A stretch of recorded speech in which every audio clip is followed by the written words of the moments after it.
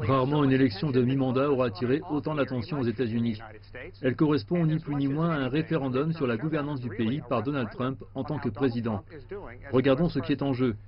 435 sièges au Congrès au total, 35 postes de sénateurs à pourvoir, et les États-Unis élisent aussi 36 gouverneurs. Actuellement, le parti de Trump, les Républicains, contrôle la Chambre des représentants et le Sénat. Les sondages indiquent que les démocrates sont sur le point de prendre le contrôle de la Chambre, mais ces mêmes sondages montrent que les républicains devraient garder une légère majorité au Sénat américain. C'est important pour plusieurs raisons.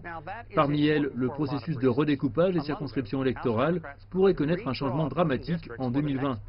Le parti au pouvoir sera le mieux à même de modifier la découpe des circonscriptions électorales selon son avantage et son idéologie. Trump a de très bonnes nouvelles à annoncer avant l'élection de mardi. Les derniers chiffres du chômage et les données sur les salaires sont en effet meilleurs que prévu.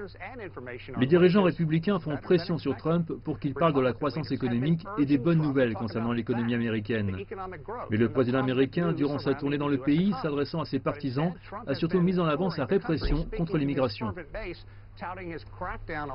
Le président a intensifié ses attaques contre les migrants qui sont des milliers avancés lentement vers le nord jusqu'à la frontière américano-mexicaine, mais aussi contre les démocrates qu'il accusait à plusieurs reprises de se montrer faibles vis-à-vis de l'immigration et du respect de la loi.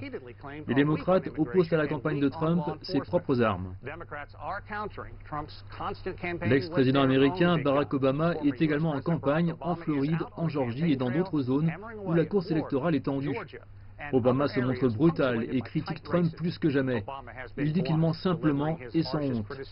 Selon lui, Trump fait le tour du pays en incitant à une peur constante et ne fait que montrer son dédain de la vérité qui ronge la vie politique américaine.